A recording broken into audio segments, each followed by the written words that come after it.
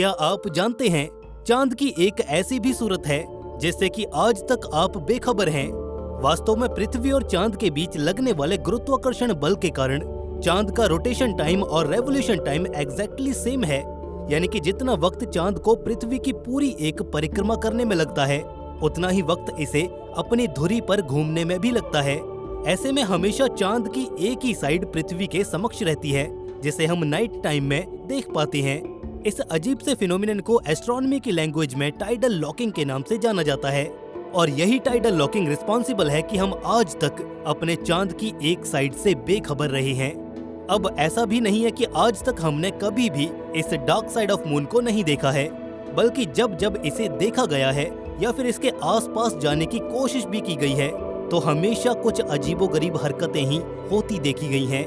मिसाल के लिए जब अपोलो 11 लैंडिंग के दौरान 2 एस्ट्रोनॉट्स नील आर्मस्ट्रॉन्ग और बज एल्ड्रिन चांद की सतह पर उतरे, तो उन्होंने वहां कुछ अजीब सा होते देखा, जिसे उन्होंने वापस पृथ्वी पर आने के बाद पूरी दुनिया के सामने उजागर किया। इतना ही नहीं, बल्कि हाल ही चांद की डार्क साइड पर उतरे चाइना के ल्यूनर लैंडर चैंगी 4 ने भी वहां एक अलौकिक रोशनी को जलते देखा था। खैर, इन मुलाकातों में कुछ तो अजीब था, जो आज भी हमें चांद के उस रहस्यमय हिस्से के बारे में सोचने को मजबूर करता है।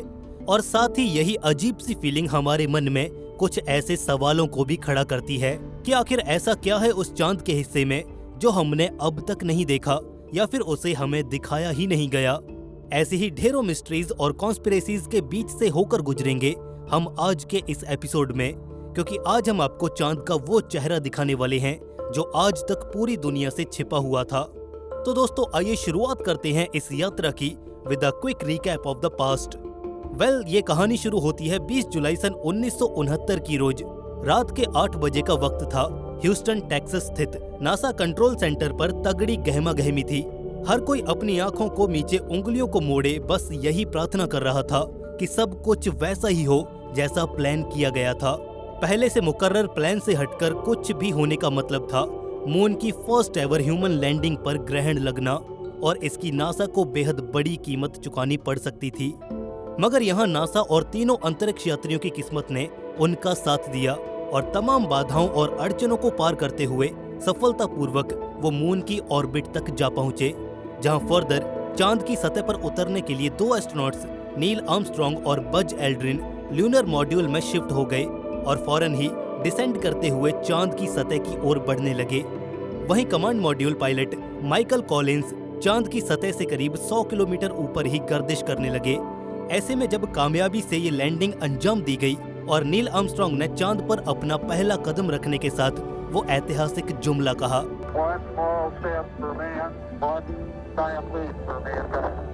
और इस एक कदम के साथ ही ल्यूनर एक्सप्लोरेशन की वो आंधी शुरू हुई जिसने चांद के तिलिस्म को तोड़कर रख दिया, रहस्यों के सारे बांध ढहा दिए और रोमांच की सभी हदें पार कर दी। बहरहाल, इस पहले ल्यूनर एक्सपीडिशन को शुरू हुए अभी चंद पल बीते ही थे कि एस्ट्रोनॉट बज एल्ड्रिन की निगाहों के सामने कुछ ऐसा आया जिसने उन्हें एक पल के लिए भौंचक्का कर दिया। दरअसल वो नजारा था एक तेज अलौकिक रोशनी का, जिसे बज एल्ड्रिन ने खुद अपनी आंखों से देखा था। मगर उन्होंने इस वियर्ड एक्सपीरियंस को कभी भी चांद पर रहते हुए उन्होंने नासा से शेयर नहीं किया। वो खामोश रहे और इस राज को अपने सीने में दफन करके अपने घर धरती की ओर बढ़ चले। आखिर में जब 24 जुलाई सन 1969 को जब वे धरती पर पहुंचे, तो उन्होंने इस अनजाने रहस्य को पूरी दुनिया के सामने रखा। उन्होंने इस घटना को बयान करते हुए कहा कि मैं ल्यूनर मॉड्यूल की खिड़की से बाहर झांक रहा था, तभी मुझे कुछ ऐसा नजर आया जिसने मेरे होश उड़ा कर रख दिए। मैं एक पल के लिए तो ये सोचने लगा कि वो अजीबोगरीब चीज है क्या जिसे फिलहाल मैं अपनी आंखों के सामने चांद पर मंडराता हुआ देख पा रहा हूँ। ये एक तेज मचलती हुई रोशनी का अंबार है जो चांद की सतह से कुछ ऊपर डोलता हुआ सा नजर आ रहा है। बज एल्ड्रिन ने सिर्फ इतना ही कहा था कि यूएफओ से लेकर मून पर एलियन लाइफ की मौजूदगी को लेकर ढेरों थियरीज और सुनी सुनाई बातों ने जन्म लेना शुरू कर दिया। हालांकि वक्त वक्त पर इन बातों का खंडन भी किया जाता रहा, और वो भी इस तर्क के साथ कि आज हम चांद को ऑब्जर्व करते करते 6 दशकों से भी अधिक का वक्त लगा चुके हैं। ऐसे में अगर वहाँ किसी तरह की कोई लाइफ या एलियन लाइफ मौजूद होती तो वो हमारी नजरों के सामने जरूर आ चुकी होती। मगर आज जब चांद पर इतने सारे रोवर्स, लैंडर्स और ऑर्बिटर्स भेजे जा चुके हैं, ये निरंतर चांद को अपनी निगरानी में भी रखे हुए हैं, तो ऐसा कुछ कभी दिखा क्यों नहीं? क्यों कभी हमने चांद पर किसी सस्पिशियस एलियन एक्टिविटी को नोट नहीं किया? इस मामले में क्रिटिक्स के अपने विचार हैं और ऑप्टिमिस्टिक्स के अपने अलग। ऐसे में सच क्या है ये जानना काफी मुश्किल होता जा रहा है और सच की यही तलाश हमें ले पहुंची हमारी अगली मंजिल चाइना की ओर। नहीं, ये वाला चाइना नहीं, बल्कि चांद पर मौजूद चाइनीज लैंडर चैंगी 4 की ओर। अब यहाँ ये लैंडर तो डेड हो चुका है, मगर जो चांद पर जीवन की मौजूदगी की सांसें इसने फूकी हैं, भाई साहब वो वाकई इनक्रेडिबल है। इनफैक्ट वो चौंकाने वाला है। दरअसल चैंगी 4 लैंडर ने चांद की सतह पर रहते हुए वहाँ अजीबोगरीब पदार्थ देखा जो झिलमिलाकर चमक रहा था। ऐसे में इसे रेडियम या फिर किसी अन्य स्पार्कलिंग एलिमेंट से जोड़कर देखना काफी अनरियलिस्टिक सा लगता है, क्योंकि हमारी प्रायर स्टडीज ये साफ करती हैं कि मून की कंपोजिशन का मेजॉरिटी पार्ट वॉल्केनिक ऐश से मिलकर बना है, जिसमें इस तरह के किसी भी चमकदार या नॉर्मल सिनेरियो में ग्लो करने वाले एलिमेंट का कोई ट्रेसेस मौजूद नहीं है। ऐसे में ये बात ज्यादा कंफ्यूजन क्रिएट करती है कि चांद पर इस फार साइड में ऐसा क्या है जो बार बार हमें अपनी ओर आकर्षित कर रहा है। अब अगर वहाँ कोई एलियन होगा भी तो जरा आप ही सोचिए, क्या वो इन कैमरों की निगाहों में नहीं आया होगा? हाँ भाई, कैमरे, ये भारी भरकम सैटेलाइट्स बड़े बड़े कैमरे ही तो हैं जो हर पल चांद पर नजरें जमाए हुए हैं। तो इस बात से एक चीज तो कंफर्म होती है कि चांद पर कोई एडवांस सिविलाइजेशन परमानेंट रूप में तो नहीं रहती। अब अगर वो जानबूझकर हमसे छिपने की कोशिश कर रहे हैं या फिर हमें ठप्पा करने के लिए एक सही वक्त की तलाश कर रहे हैं, तो ये केस कुछ डिफरेंट है। बट इन नॉर्मल सर्कमस्टांसेस वहाँ पर किसी एडवांस किस्म की सिविलाइजेशन का होना और हमें टारगेट करना नेक्स्ट टू इम्पॉसिबल लगता है। अब बात रही जहाँ तक फार साइड ऑफ मून की, तो चांद का ये हिस्सा वाकई काफी ज्यादा सस्पिशियस और मिस्टीरियस है, क्योंकि पिछले कुछ दशकों में कॉन्स्टेंटली यहाँ कुछ न कुछ अजीब होता हुआ देखा जा रहा है। अब वहाँ एग्जैक्टली है क्या, इसका तो पता वहाँ जाकर ही चलेगा, मगर फिलहाल जो हम चांद के उस इलाके के बारे में जानते हैं वो ये है कि वहाँ जाना भी कम चुनौतियों भरा नहीं होगा। कम्युनिकेशन के लिए रेडियो नेटवर्क बहाल करने से लेकर सही लैंडिंग साइट के चुनाव तक ढेरों बातों का ख्याल रखना होगा। चांद की डार्क साइड इसलिए भी काफी डरावनी है क्योंकि वहाँ पहुँचने के बाद धरती से संपर्क बनाए रखना काफी ज्यादा कठिन रहता है, और यही कनेक्शन प्रॉब्लम अच्छे भले मिशंस को डेड एंड तक पहुंचा देती है। मिसाल के लिए खुद हमारे इंडिया का चंद्रयान 2 प्रोब केवल इस एक खामी की वजह से फेल हो गया। फाइनल मोमेंट आने पर इजराइल का बैराशीट लैंडर भी वहां क्रैश कर गया, और अगर भविष्य में ठीक ऐसी ही कोई घटना दोबारा से घट जाए, और खासकर तब जब स्पेसक्राफ्ट में कोई इंसान सवार हो, तो ये सोचकर ही रूह कांप जाती है। कुछ टेक्निकल फेलियर्स के अलावा मून की फार साइड पर मौजूद ज्योग्राफी भी हमारे इस अभियान के लिए एक बड़ी मुसीबत बन सकती है। ये देखिए, ये हैं चांद की 2 तस्वीरें, जिनमें से एक है उस हिस्से की तस्वीर जिसे हम नियर साइड ऑफ मून कहते हैं, जो हमेशा हमारी यानी कि पृथ्वी की ओर तनी रहती है। वहीं ये है तस्वीर मून की फार साइड की, जो हमसे दूर उस ओर मुंह फेरे हुए है। अगर इन दोनों तस्वीरों को ध्यान से देखें तो केवल इन्हें देखने भर से ही इनके बीच का फर्क साफ हो जाता है।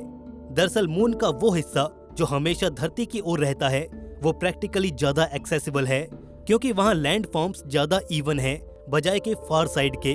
चांद के इस कोने में एस्टेरॉइड्स के टकराव से बने क्रेटर्स और साथ ही अनइवन मासेस के डिस्ट्रीब्यूशन के चलते माउंटेन्स भी हैं। इनफैक्ट जिन्हें हम माउंटेन्स कह रहे हैं वो वास्तव में ठंडे पड़ चुके ज्वालामुखी हैं, जिनके एक्टिव पीरियड के दौरान चांद पर ढेर सारी वॉल्केनिक ऐश और मैग्मा डिपॉजिट्स यहीं से निकले थे, जो हमारी सॉफ्ट लैंडिंग को एक हार्ड लैंडिंग में तब्दील कर सकते हैं। तो अब आप ही बताइए, क्या इतने सारे रिस्क को लेकर चांद की उस डार्क साइड पर लैंड करने का कोई तुक बनता है? इन अंधेरे इलाकों में कभी सूरज की रोशनी नहीं पहुंच पाती, जिससे कि इनमें से कुछ क्रेटर्स इतने ज्यादा ठंडे हैं कि वो हमारे सोलर सिस्टम के one of the coldest places में से एक हैं। और इन इलाकों में अगर एस्ट्रोनॉट्स किसी एक्सपेडिशन पर जाते हैं तो उन्हें पूरी तरह से अपने इक्विपमेंट्स के भरोसे ही रहना होगा, और अगर यहाँ पर थोड़ी सी भी गड़बड़ होती है तो उसके परिणाम जानलेवा हो सकते हैं। एक और सबसे बड़ा खतरा कम्युनिकेशन में आ जाता है। रेडियो सिग्नल्स मून के बीहड़ इलाकों में ऊबड़ खाबड़ सतह होने की वजह से चांद को पूरी तरह से कवर नहीं कर पाते। अगर कोई एस्ट्रोनॉट गहरे क्रेटर में चला जाता है या फिर ऐसे इलाके के बीच में फंस जाता है जहां रेडियो सिग्नल्स नहीं पहुंच पा रहे हैं, तो वो मिशन कंट्रोल या फिर आसपास के कॉलोनाइज्ड इलाकों से संपर्क नहीं कर पाएगा। चांद का वो हार्श एनवायरनमेंट और वो अकेलापन कुछ ऐसा होगा कि उसके लिए मदद बुला पाना इम्पॉसिबल हो जाएगा। ऐसी सर्वाइवल सिचुएशंस में समय ही सब कुछ होगा। हर एक सेकंड बिना कम्युनिकेशन के उनकी जिंदगी के बचने की संभावना को लगातार घटा रहा होगा। और इसके बाद कुछ मैकेनिकल रिस्क भी आ जाते हैं, जैसे कि स्पेस सूट, रोवर और लाइफ सपोर्ट सिस्टम। ये सभी चीजें चांद के हार्श एनवायरनमेंट में ऑपरेट करने के लिए ही डिजाइन की जाती हैं, लेकिन ये पूरी तरह से फुल प्रूफ नहीं होती। और अगर एक भी इक्विपमेंट फेलियर होता है, जैसे कि हेलमेट के वाइजर में कोई क्रैक आना, या फिर ऑक्सीजन टैंक में माल फंक्शन होना, या फिर आप कह सकते हैं कि रोवर का डेड हो जाना, एस्ट्रोनॉट्स को ऐसे हालात में लाकर खड़ा कर देगा जहां से बच निकलने का कोई रास्ता नहीं होगा, और न ही उनके लिए वहां पर कोई बैकअप होगा।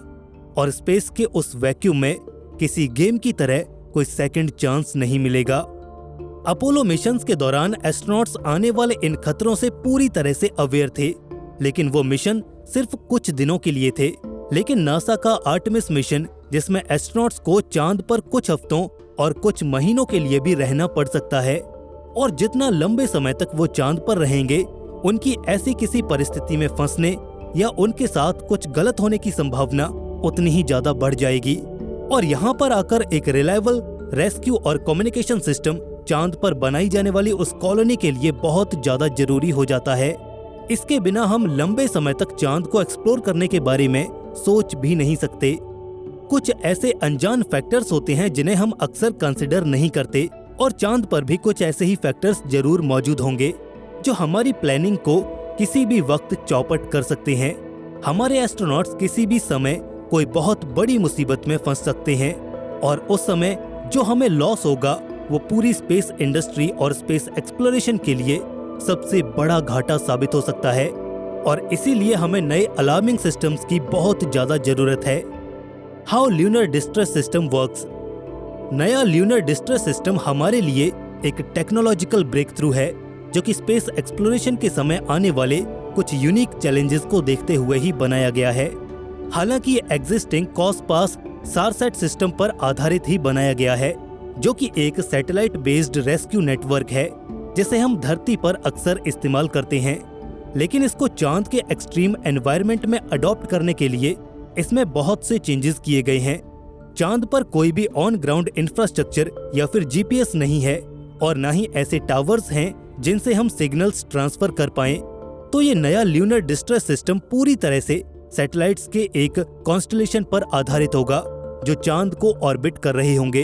यानी कि बहुत सारे सैटेलाइट्स चांद को ऑर्बिट कर रहे होंगे, और वो चांद के हर एक कोने पर अपनी पैनी नजरें बनाए हुए होंगे, और सैटेलाइट्स का वो जाल हमारे इस डिस्ट्रेस सिस्टम का आधार होगा। ये कैसे काम करता है? जैसे मान लीजिए कि एक एस्ट्रोनॉट चांद की किसी खतरनाक जगह पर मुसीबत में फंसा हुआ है, तो वो इस सिस्टम के जरिए एक लो पावर इमरजेंसी बीकन को एक्टिवेट करेगा, जो कि उसके इक्विपमेंट्स में लगा होगा। ये बीकन एक डिवाइस होगा जो सिग्नल भेजेगा सीधा उन सैटेलाइट्स को जो कि मून को ऑर्बिट कर रही होंगी, और फिर वहां से वो सैटेलाइट्स उस सिग्नल को आगे अर्थ बेस्ड मिशन कंट्रोल या फिर चांद पर आसपास के किसी ल्यूनर बेस को पहुंचा देगा। जिसका मतलब ये है कि अगर कोई भी एस्ट्रोनॉट अगर वाकई मुसीबत में है, तो उसका पता तुरंत ही किसी न किसी को लग जाएगा। इस पूरे सिस्टम में बीकन टेक्नोलॉजी एक की इनोवेशन है। Doctor mark rice university of south Africa के लीड रिसर्चर हैं और सेफ्टी फ्रॉम स्पेस के फाउंडर भी हैं।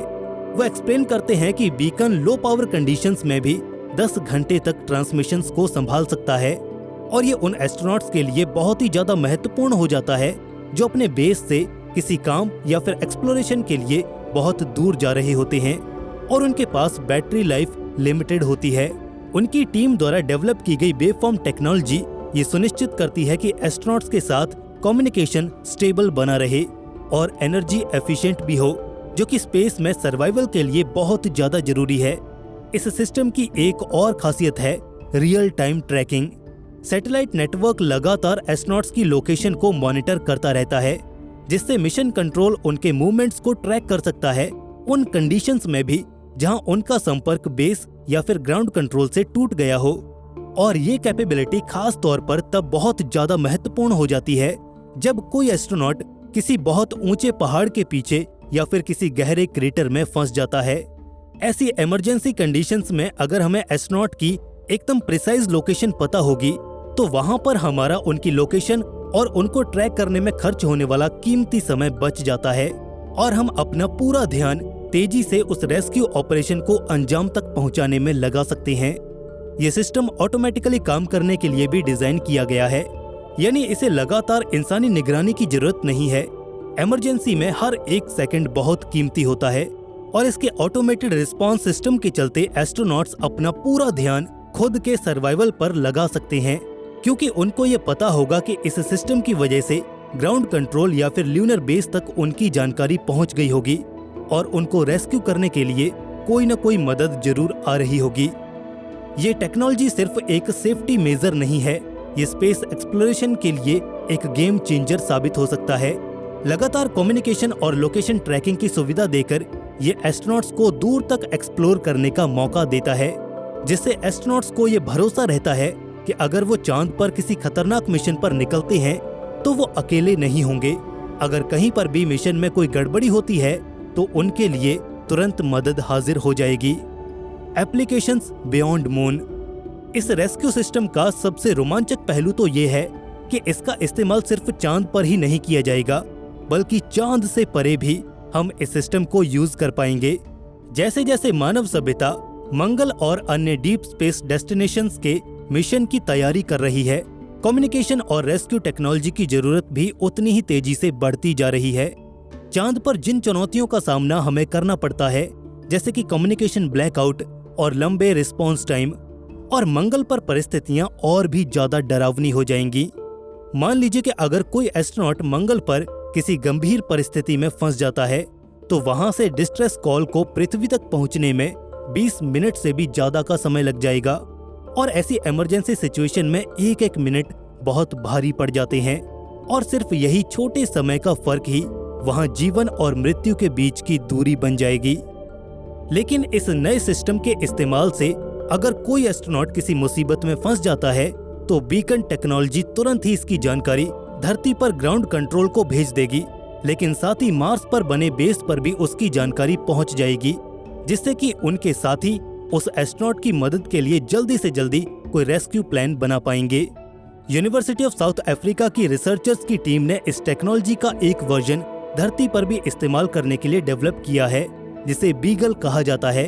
ये टेक्नोलॉजी यहाँ धरती पर ही किसी रिमोट या फिर हजार्डस एनवायरनमेंट में और या फिर सर्च एंड रेस्क्यू एफर्ट्स में बहुत काम आ सकती है, जैसे कि हिमालय में फंसे पर्वतारोहियों से लेकर डिजास्टर जोन में काम कर रहे फर्स्ट रिस्पॉन्डर्स तक।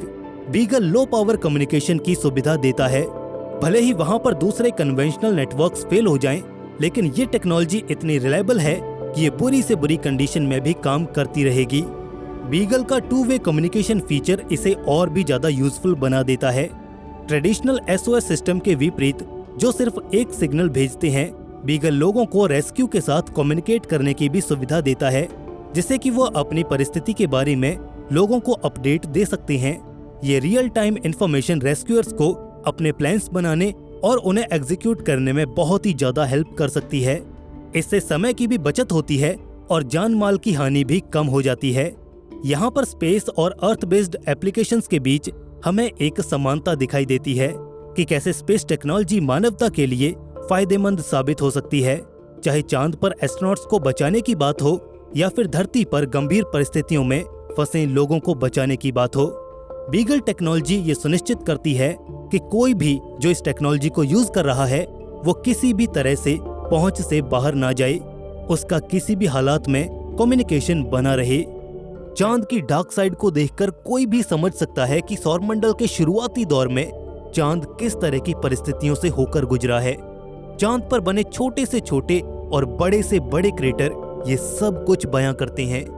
इन्हीं डार्क रीजन्स में लावा फ्लो और छोटे छोटे नए क्रेटर्स को स्टडी करके वैज्ञानिकों ने ये पता लगाया कि ये इम्पैक्ट्स समय के साथ साथ कम होते गए और इसीलिए बड़े आकार के नए इम्पैक्ट क्रेटर्स हमें चांद पर देखने को आज नहीं मिलते। हालांकि इस बात से तो एक बहुत बड़ी राहत है। वहीं अगर धरती की बात करें तो रोजाना एस्टेरॉइड्स और मेटेओर के गिरने से करीब 33 मेट्रिक टन मटेरियल धरती पर रोज गिरता है हालांकि ये एक लंबे टाइम स्केल के डेटा से निकाला गया एवरेज है, पर धरती के मुकाबले चांद का साइज बहुत छोटा है और ऐसी ऑब्जेक्ट्स के लिए मून एक छोटा टारगेट है। आप रफली ये अज्यूम कर सकते हैं कि जितना मटेरियल धरती पर गिरता है तो उसका सिर्फ 7.5% ही चांद को हिट करता होगा, और ये आंकड़ा करीब करीब 2460 किलोग्राम रोज का होता है। अब ये जो फास्ट मूविंग मटेरियल है उसकी स्पीड 2 से 7 किलोमीटर पर सेकंड तक हो सकती है, जो टकराने पर इतनी ज्यादा काइनेटिक एनर्जी रिलीज करेगा जिसकी हम कल्पना भी नहीं कर सकते।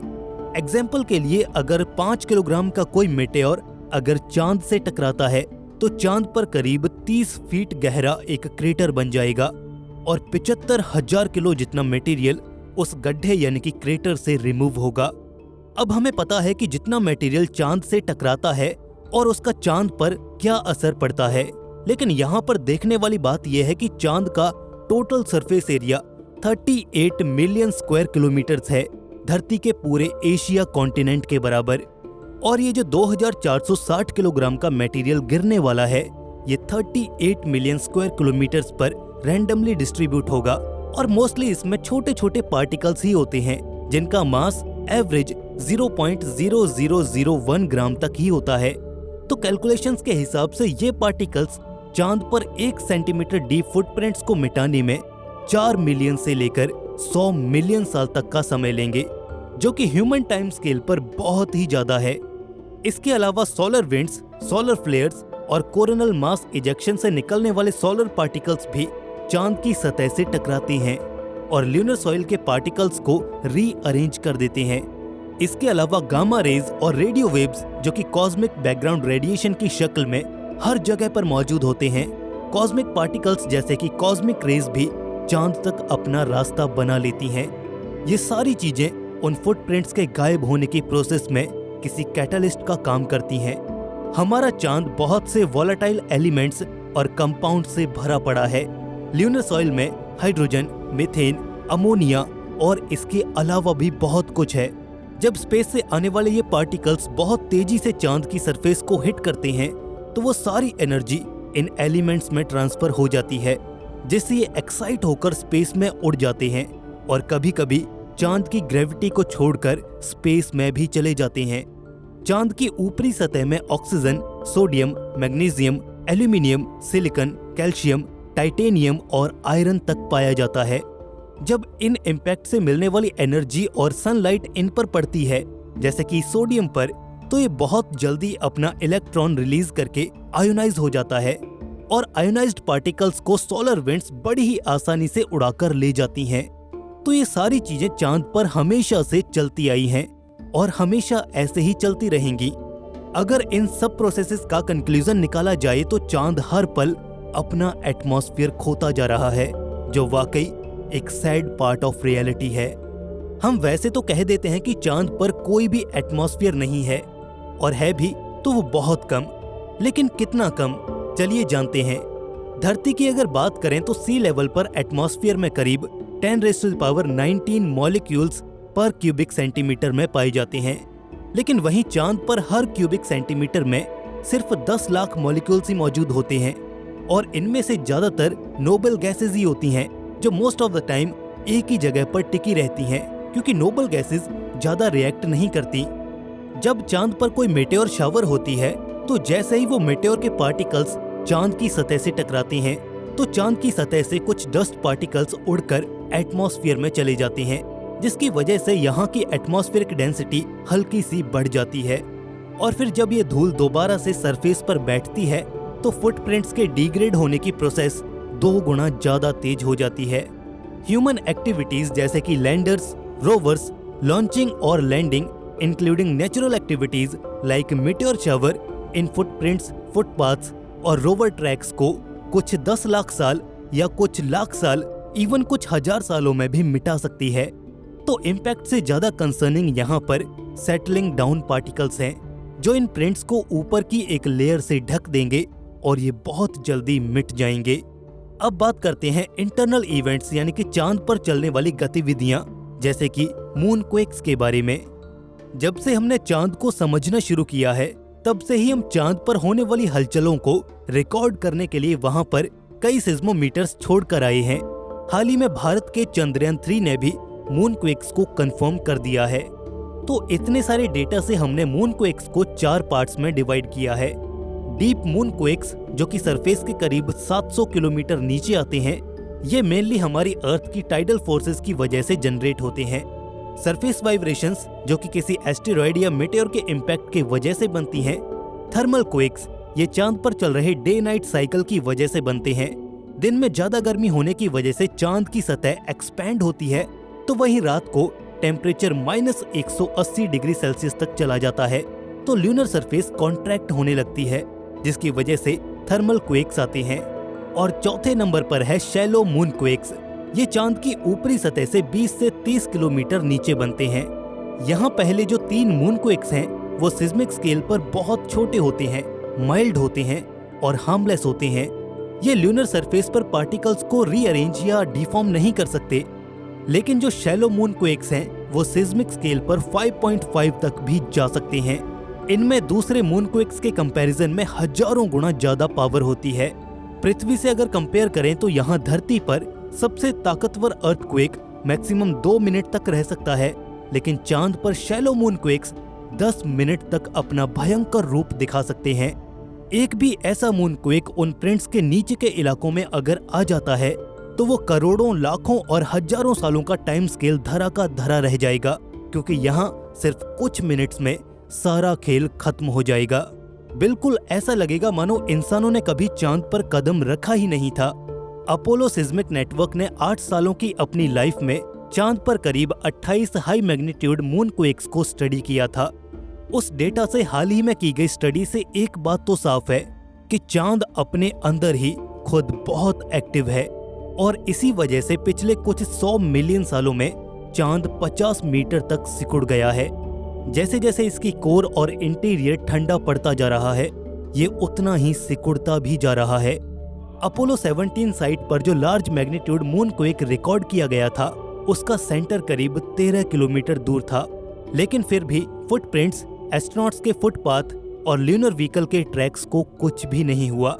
इससे एक कंक्लूजन तो ये निकलता है कि अगर मून क्वेक्स की वजह से ये फुटप्रिंट्स अगर इरेज हुए तो उस मून क्वेक के एपिसेंटर को लैंडिंग साइट के एकदम नीचे होना होगा, जो कि बहुत ही रेयर इवेंट होगा।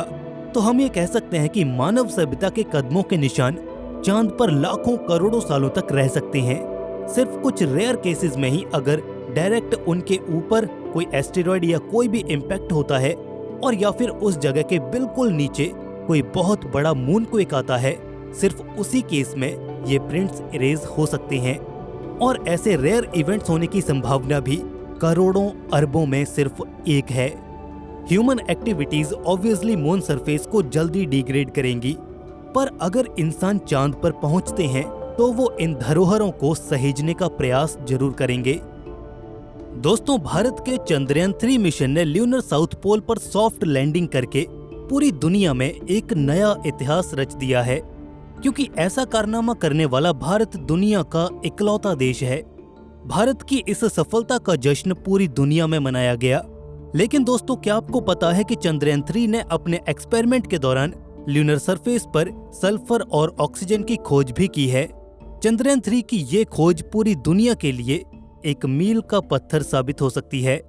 आज के इस वीडियो में हम बात करेंगे कि कैसे चंद्रयान 3 ने एक ल्यूनर डे में किस तरह से वर्क किया और क्या क्या डिस्कवरीज की हैं। दोस्तों, 23 अगस्त 2023 वो दिन था जब भारत के विक्रम लैंडर ने साउथ पोल पर सॉफ्ट लैंडिंग की थी, और ठीक दूसरे दिन 24 अगस्त सन 2023 को आगे के एक्सपेरिमेंट्स के लिए प्रज्ञान रोवर को रैंप के जरिए बाहर निकाला गया। 24 अगस्त से लेकर 4 सितंबर तक विक्रम लैंडर और प्रज्ञान रोवर ने काम किया। इसके बाद उन्हें डीप स्लीप मोड में डाल दिया गया। इसकी बात हम वीडियो में आगे करेंगे, लेकिन उससे पहले इन 12 दिनों में विक्रम लैंडर और प्रज्ञान रोवर ने कौन कौन सी डिस्कवरीज की और कैसे की, इसके बारे में जान लेते हैं। 27 अगस्त को विक्रम लैंडर में लगे चेस्टे ने अपना काम शुरू किया। चेस्टे का पूरा नाम चंद्रा सरफेस थर्मोफिजिकल एक्सपेरिमेंट है। इसका काम ल्यूनर सरफेस के टेम्परेचर को मेजर करना था। इस पर टेम्परेचर को मेजर करने के लिए टेम्परेचर प्रोब लगा हुआ था। ये इंस्ट्रूमेंट ल्यूनर सरफेस के 10 सेंटीमीटर अंदर तक जा सकता था। जब इसने रीडिंग्स ली तो बहुत सी चौंकाने वाली बातें सामने आई। जैसे जैसे चेस्टी ल्यूनर सरफेस के अंदर जा रहा था, टेम्परेचर उतनी ही तेजी से माइनस में जा रहा था। हर सेंटीमीटर नीचे जाने पर टेम्परेचर में करीब 10 डिग्री सेल्सियस की कमी आ रही थी। जहां सरफेस का टेम्परेचर 60 डिग्री सेल्सियस था, तो वहीं 10 सेंटीमीटर नीचे टेम्परेचर -10 डिग्री सेल्सियस तक पहुंच गया था। ये पहली बार था जब ल्यूनर साउथ पोल के लिए इस तरह से टेम्परेचर को डिटेक्ट किया गया, और ये काफी शॉकिंग भी था कि सिर्फ 10 सेंटीमीटर पर ही टेम्परेचर में इतना ज्यादा डिफरेंस था। बात करें अगर प्रज्ञान रोवर पर लगे पेलोड्स की, तो 28 अगस्त को इसमें लगे लिब्स यानी कि लेजर इंड्यूस्ड ब्रेकडाउन स्पेक्ट्रोस्कोप ने ल्यूनर सरफेस पर सल्फर को डिटेक्ट किया। ये पहली बार था जब ल्यूनर सरफेस पर सल्फर की मौजूदगी का पता ऑन ग्राउंड लगाया गया था। इस शानदार इंस्ट्रूमेंट को डेवलप किया है laboratory for electro optic system ने। ये इंस्ट्रूमेंट बड़े ही मजेदार तरीके से काम करता है। इस इंस्ट्रूमेंट से ल्यूनर सरफेस के एक छोटे से हिस्से पर एक हाई एनर्जी की लेजर पल्स डाली जाती है, जिससे ल्यूनर सॉइल का टेम्परेचर बहुत ज्यादा हो जाता है, जो धीरे धीरे प्लाज्मा में बदल जाता है। प्लाज्मा मैटर की सॉलिड, लिक्विड और गैस स्टेट के बाद 4th स्टेट मानी जाती है। जब गैस को और ज्यादा गर्म किया जाता है तो वो प्लाज्मा में बदल जाती है। जब इस प्लाज्मा से रोशनी निकलती है तो इस रोशनी की सबसे खास बात ये होती है कि मिट्टी में मौजूद अलग अलग एलिमेंट्स अलग अलग वेवलेंथ की लाइट एमिट करते हैं, जिन्हें डिटेक्ट करके ये पता लगाया जाता है कि मिट्टी में कौन कौन से एलिमेंट्स की मौजूदगी है। इस तरह से पता लगाया गया कि ल्यूनर सॉइल में एल्यूमिनियम, फेरस यानी कि आयरन, टाइटेनियम, सल्फर, कैल्शियम और क्रोमियम की मौजूदगी है। इससे पहले सोवियत संघ और नासा के अपोलो मिशन ने 1970 के दशक में चांद पर सल्फर को डिटेक्ट किया था, लेकिन फिर भी भारत की ये खोज इसलिए इम्पोर्टेंट है क्योंकि हमने इस खोज को ऑन ग्राउंड किया है। इससे पहले भी दूसरे एलिमेंट्स को चांद की सरफेस पर अलग अलग देशों ने डिटेक्ट किया है। जैसे कि साल 2011 में नासा ने ल्यूनर रिकॉनेसेंस ऑर्बिटर का उपयोग करके ये पाया कि चांद पर टाइटेनियम की बहुत ज्यादा मात्रा मौजूद हो सकती है, और उस समय भी ल्यूनर सरफेस पर लैंड करके कोई भी डिस्कवरी नहीं की गई थी, बल्कि मून ऑर्बिट में घूमते ऑर्बिटर ने इसे डिटेक्ट किया था।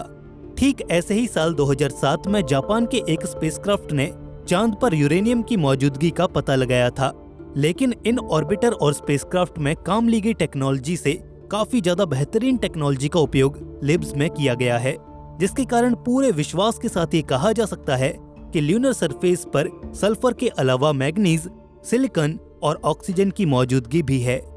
आप ये सोच रहे होंगे कि चांद पर ऑक्सीजन कहां से आई, तो आपकी जानकारी के लिए बता दें कि यहाँ पर ऑक्सीजन पृथ्वी के एटमॉस्फेयर की तरह गैसियस स्टेट में मौजूद नहीं है, क्योंकि चांद पर कोई एटमॉस्फेयर ही नहीं है, बल्कि यहाँ पर ऑक्सीजन की मौजूदगी अलग अलग एलिमेंट्स के केमिकल कॉम्पोजिशन के रूप में मौजूद है, जैसे कि सिलिकेट मिनरल्स, जो कि ऑक्सीजन और सिलिकॉन के कॉम्पोजिशन से मिलकर बनता है। कहा जा रहा है कि यहाँ पर इतनी ज्यादा मात्रा में ऑक्सीजन मौजूद है कि करीब 8 बिलियन लोग करीब 1 लाख साल तक यहाँ पर सस्टेन कर सकते हैं। लेकिन ये तभी पॉसिबल होगा जब यहाँ केमिकल बॉन्डिंग के रूप में मौजूद ऑक्सीजन को बाहर निकाल लिया जाए। यदि ऐसा कर लिया जाता है तो भविष्य में चांद पर मानव बस्तियां आसानी से बसाई जा सकती हैं। जब ल्यूनर सरफेस पर ऑक्सीजन के मिलने की बात चल रही थी, तब 25 अगस्त सन 2023 को नासा ने एक आर्टिकल पब्लिश किया, जिसमें उसने बताया कि ल्यूनर सॉइल में मौजूद ऑक्सीजन को बाहर निकालने में कामयाबी हासिल कर ली गई है। यानी कि ये कहा जा सकता है कि नासा इन ऑप्शंस पर पहले ही काम कर रहा है। अब बात करते हैं विक्रम लैंडर पर लगे पेलोड की। तो 31 अगस्त को इसरो ने एक रिपोर्ट रिलीज की, जिसमें रंभा के फंक्शन के बारे में बताया गया था। रंभा का पूरा नाम radio anatomy of moon bound hyper sensitive ionosphere and atmosphere है। इसका काम भी प्लाज्मा को डिटेक्ट करना है, लेकिन ये लिब्स की तरह खुद से कोई प्लाज्मा रिलीज नहीं करता, बल्कि एनवायरनमेंट में मौजूद नेचुरल प्लाज्मा को डिटेक्ट करने के काम आता है। ये 5 सेंटीमीटर का एक बहुत ही छोटा सा इंस्ट्रूमेंट है, जो एक रॉड की तरह दिखाई देता है। हम जानते हैं कि ल्यूनर सरफेस पर कोई एटमॉस्फेयर मौजूद नहीं है, लेकिन ल्यूनर सरफेस के ऊपर कुछ दूरी पर प्लाज्मा के रूप में बहुत ही हल्का एक एटमॉस्फेयर जरूर मौजूद है। ल्यूनर प्लाज्मा एटमॉस्फेयर को मेजर करने के लिए इलेक्ट्रिक करंट का उपयोग किया जाता है। एक प्रोब से वोल्टेज डाला जाता है और रिटर्न में आने वाले करंट को रंभा के द्वारा डिटेक्ट करके वहां पर प्लाज्मा की मौजूदगी का मेजरमेंट लिया जाता है। रंभा बहुत ही छोटे पैमाने पर भी आसानी से करंट को मेजर कर सकता है। हम जानते हैं कि करंट को एम्पियर में मेजर किया जाता है, लेकिन रंभा पिको एम्पियर यानी कि 10⁻⁻12 में भी करंट को मेजर कर सकता है। अब बात करते हैं नेक्स्ट पेलोड इल्सा की। तो इसकी रिपोर्ट भी इसरो ने 31 अगस्त को ही रिलीज की थी। इल्सा का पूरा नाम instrument for lunar seismic activity है। जैसा कि इसके नाम से ही आप इस बात का अंदाजा लगा सकते हैं कि इस इंस्ट्रूमेंट को चांद पर होने वाली सिस्मिक एक्टिविटी को डिटेक्ट करने के लिए बनाया गया है। इस इंस्ट्रूमेंट ने 26 अगस्त 2023 को चांद पर आए नेचुरल मून क्वेक को डिटेक्ट किया था। चांद पर होने वाली इन सिस्मिक एक्टिविटीज को डिटेक्ट करके हम चांद के इंटरनल स्ट्रक्चर को आसानी से समझ सकते हैं। सिस्मिक एक्टिविटी को स्टडी करना इसलिए भी जरूरी है क्योंकि जब मानव ल्यूनर सरफेस पर रहेंगे तो हमें पता होना चाहिए कि चांद पर कितने बड़े मून क्वेक्स आते हैं, ताकि हम अपने रहने के लिए ऐसे स्ट्रक्चर डिजाइन कर सकें जो मून क्वेक की तीव्रता को सहन आसानी से कर सकें। इसके बाद 3 सितंबर को इसरो ने एक हॉप एक्सपेरिमेंट किया, जिसमें विक्रम लैंडर ने एक बार फिर से उड़ान भरी और शिव शक्ति पॉइंट से थोड़ा आगे मूव करके लैंड किया। विक्रम लैंडर ने हवा में करीब 40 सेंटीमीटर की उड़ान भरी और शिव शक्ति पॉइंट से करीब 50 सेंटीमीटर दूर जाकर लैंड किया। इसरो के इस हॉप एक्सपेरिमेंट से जुड़ी तस्वीरें भी इसरो ने जारी की थीं, जिन्हें आप देख सकते हैं। इसरो का ये हॉप एक्सपेरिमेंट इसलिए भी इम्पोर्टेंट है क्योंकि फ्यूचर में ह्यूमन मिशन के लिए हमें पता होना चाहिए कि ल्यूनर सरफेस पर लैंड करने के बाद वापस उड़ान कैसे भरी जा सकती है, ताकि भेजे गए इंसानों को वापस धरती पर लाया जा सके। नेक्स्ट डे 4 सितंबर को विक्रम लैंडर और रोवर प्रज्ञान को सुबह के करीब 8 बजे स्लीप मोड में डाल दिया गया। ऐसा चांद पर होने वाली रात के करीब 2 दिन पहले किया गया। ऐसा इसलिए किया ताकि इसमें लगे इंस्ट्रूमेंट्स पूरी तरह से बंद हो जाएं और उन्हें कोई नुकसान न पहुंचे। रोवर की बैटरी को पहले पूरी तरह से चार्ज किया गया और इसे एक ऐसी लोकेशन पर पार्क किया गया जहां चांद पर सुबह होते ही इसके सोलर पैनल्स पर पर्याप्त सूरज की रोशनी प्राप्त हो सके। इसके बाद दोनों के पेलोड्स को बंद करके इनके रिसीवर्स को ऑन रखा गया। लेकिन 14 दिन की लंबी रात के बाद जब चांद पर सुबह हुई तो प्रज्ञान रोवर और विक्रम लैंडर को जगाने की पूरी कोशिश की गई, लेकिन ऐसा संभव नहीं हो सका। एक बार सोने के बाद विक्रम लैंडर और प्रज्ञान रोवर फिर से नहीं जागे। ऐसा इसलिए हुआ क्योंकि 14 दिन लंबी रात के समय जहां टेम्परेचर -180 डिग्री सेल्सियस तक नीचे चला जाता है, जिसके कारण इस ठंड में इंस्ट्रूमेंट्स का सही तरीके से काम करने के लिए जिंदा बचे रहना संभव ही नहीं है। इसरो ने पहले ही इस बात की घोषणा कर दी थी कि हमारा ये मिशन सिर्फ एक चंद्र दिन का ही होगा, यानी कि ये चांद पर सिर्फ एक दिन के लिए ही काम करेगा, जो कि होते हैं करीब धरती के 14 दिन के बराबर। लेकिन यदि रोवर और विक्रम लैंडर एक गहरी नींद से एक बार फिर से जाग जाते तो इसरो के वैज्ञानिकों को ल्यूनर सरफेस पर और ज्यादा एक्सपेरिमेंट करने का मौका मिल जाता। अभी भी इसरो के वैज्ञानिक रोवर और लैंडर से संपर्क साधने की तमाम कोशिशें कर रहे हैं। विक्रम लैंडर और प्रज्ञान रोवर के दोबारा से जागने की उम्मीद बहुत ही कम है, क्योंकि इनमें ल्यूनर नाइट के समय इन्हें गर्म रखने के लिए कोई रेडियो एक्टिव रिएक्टर नहीं लगा था। इसलिए हम सिर्फ इंतजार ही कर सकते हैं। दोस्तों, आपको ये वीडियो कैसा लगा और आपके क्या विचार हैं हमारे भारत के चंद्रयान 3 मिशन के बारे में? क्या इंडिया को अब चंद्रयान 4 मिशन भी करना चाहिए? अपने विचार हमें नीचे कमेंट सेक्शन में जरूर बताइएगा। बाकी अगर आपको ये वीडियो अच्छा लगा तो इसे लाइक और दोस्तों में शेयर जरूर कीजिएगा। ऐसी और इन्फॉर्मेटिव वीडियोस के लिए चैनल को सब्सक्राइब करके बेल नोटिफिकेशन इनेबल जरूर कर लीजिए। दोस्तों, हम जल्द मिलेंगे ऐसे ही एक और नए इन्फॉर्मेटिव वीडियो के साथ। तब तक के लिए स्टे क्यूरियस, बी हैप्पी। नमस्कार।